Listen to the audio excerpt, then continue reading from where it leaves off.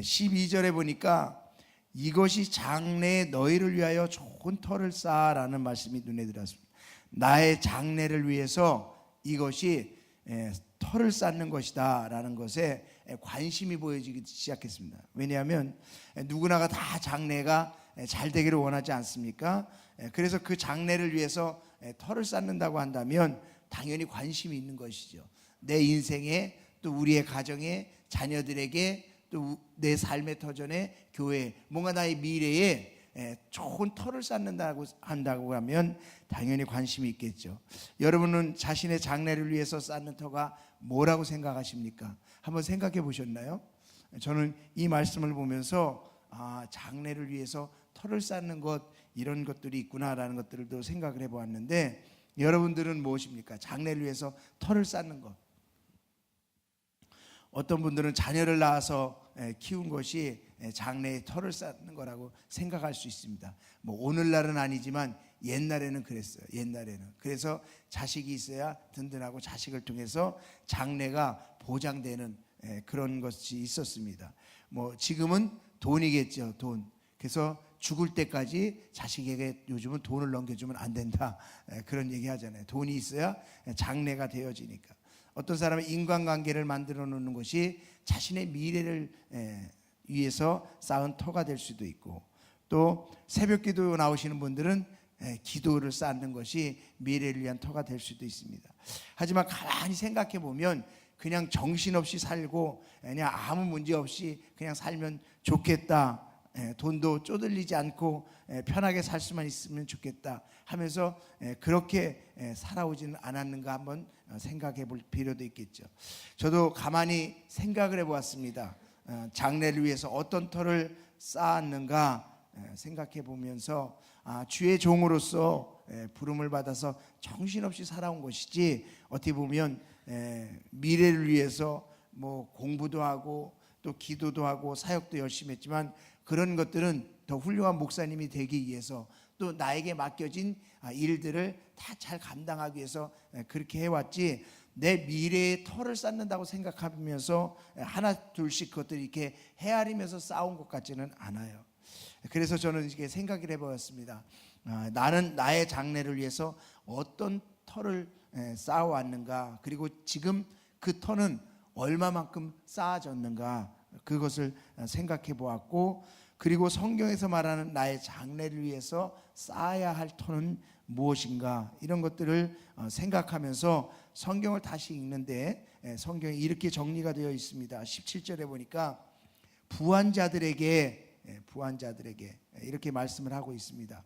근데 부한 자들이라고 이야기를 할 때는 물질이 많은 것들도 있을 수 있지만, 저는 이렇게 느껴졌어요. 물질과 좀 상관없는 삶을 사는 저는 심령이 가난하지 못한 자라는 것으로 이렇게 생각이 돼요. 부한 자들, 그러니까 부한 것은 부족함이 없다는 것 아닙니까? 내 스스로가 심령으로도 부하고 또 모든 것이 부하면 참 좋은데, 부족함이 없다고 생각하고 나는 스스로가 만족하다라고 생각하는 그런 것들을 말씀하시면서, 부한 자들에게 마음이 높이지 말며 결국은 교만함이에요.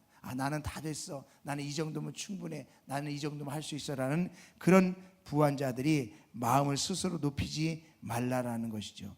내 스스로가 높아지는 것, 결국 그것이 망하는 것 아닙니까? 교만은 악의 선봉이라고 했는데 결국 스스로 높아진 마음이 망한 거예요. 그래서 저는 제 자신에게 생각을 해봤습니다. 내가 부한 것이 뭔가, 그래서 내 스스로 높아져 있는 것이 뭔가. 어떤 사람에게 물질이 될 수도 있고요, 어떤 사람에게는 그것이 학식이 될 수도 있고, 어떤 사람에게 그것이 건강이 될 수도 있고요, 어떤 사람에게 그것이 좋은 신앙이 될 수도 있어요. 저는 깜짝 놀란 게 이런 것이었습니다. 내가 얼마만큼 높아져 있는가, 나도 모르게 높아져 있는 마음은 무엇일까를 놓고 기도하는데, 제가 예전에는 참 신학교에서부터 또 전도사가 돼서 목사가 되면서 뭐 지금도 그렇지만 늘 설교를 어떻게 해야 되나.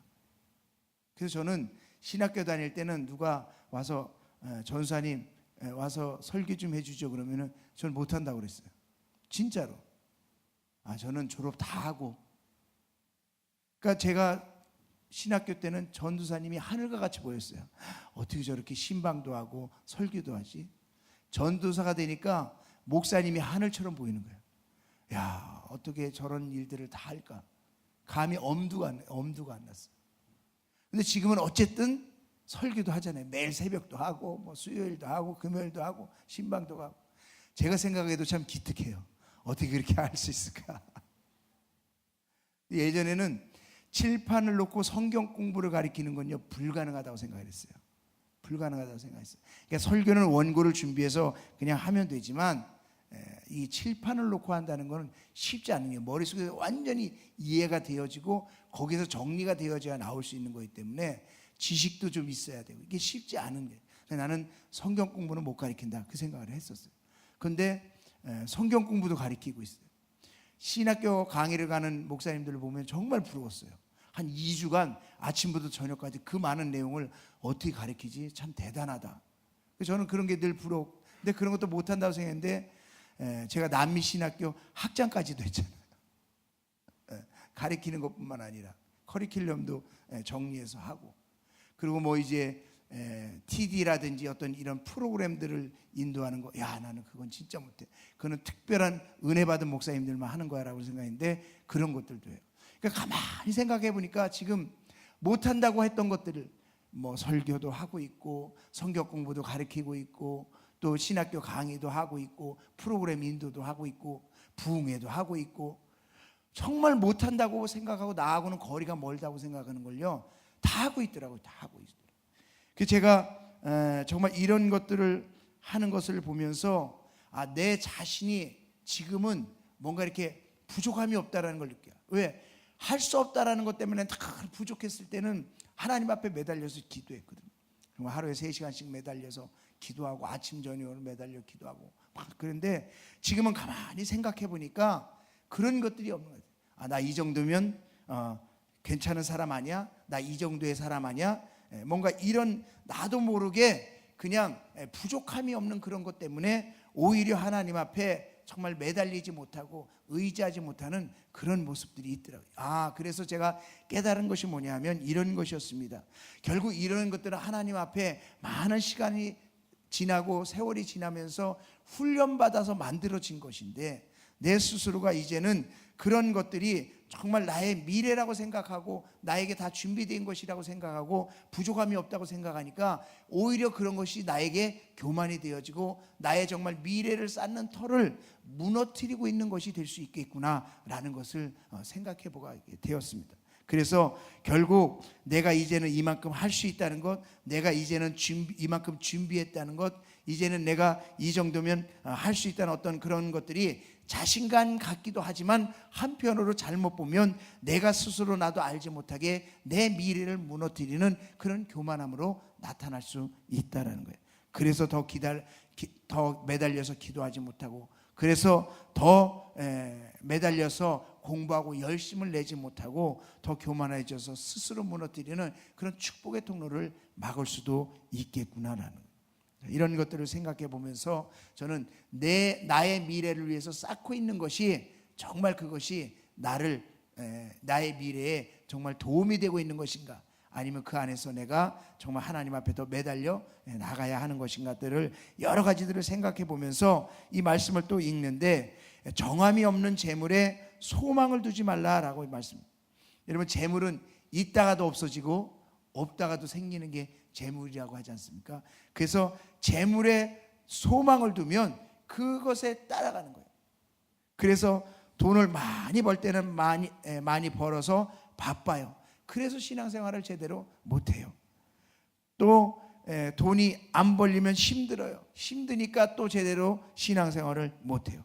그러니까 돈을 따라가다 보면 믿음 생활을 전혀 못하는 거예요. 그런데 믿음 생활을 따라가다 보면 돈은 있다가도 없고 없다가도 있을 수 있고, 항상 돈은 나에게, 환경에, 내 믿음에 영향을 미치지 않게 된다는 거예요. 그래서 정함이 없는 재물에 소망을 두지 말라고 하는데, 저는 이 말씀이 그냥 재물로 들리지 않고 이렇게 느껴졌어요. 편안함으로 다가서요. 편안함. 내가 편안함을 쫓아다니면, 편안함에 소망을 두면 결국 내 믿음이 무너지고 내 미래가 무너질 수 있겠구나. 무슨 말이냐면 편안할 때는 그냥 좋아서 마음껏 놀고 마음이 힘들면 힘드니까 내 마음대로 살고 그러다 보니까 하나님 앞에 믿음의 삶을 살지 못하니까 결국 하나님 앞에 축복의 통로가 막히고 미래의 터가 무너진 것 같은 것을 느꼈습니다. 또 부족함이 없기에 거기에 모든 관심을 두고 이제는 더 이상 열심을 낼 필요가 없구나, 그냥 만족하는 삶을 살자, 그렇게 살아갈 수 있다는 거예요. 그래서 오늘 말씀을 보니까 오직 우리에게 모든 것을 후히 주사 누리게 하시는 하나님께 두라라고 얘기합니다. 모든 것을 후히 주시고 누리게 하시는 하나님, 그 하나님께 진짜 미래가 있다라는 거예요. 그래서 저는 이렇게 기도했습니다. 주님, 이제는 제대로 된 터를 쌓아가기를 원합니다. 그 터를 하나씩 깨닫게 하시고 조심스럽게 그 터를 쌓을 수 있는 지혜를 허락해 주시옵소서. 주님, 내 스스로를 날마다 점검하며 제대로 터가 쌓아지고 있는 것인지 그 터가 나를 망치고 있는 것인지를 분별할 수 있는 분별력을 허락해 주시옵소서. 여러분은 여러분의 미래를 위해서 어떤 터를 쌓고 있습니까? 또 열심히 그것이 나의 미래라고 생각하고 쌓고 있는 그 터가 혹시 여러분의 미래에 쌓는 터를 혹시 무너뜨리는 그런 것들은 아닌지 다시 한번 점검하시고 정말 진정 하나님 안에서 귀한 미래의 터를 만들어가는 저와 여러분이 될 수 있기를 주의 이름으로 축원합니다.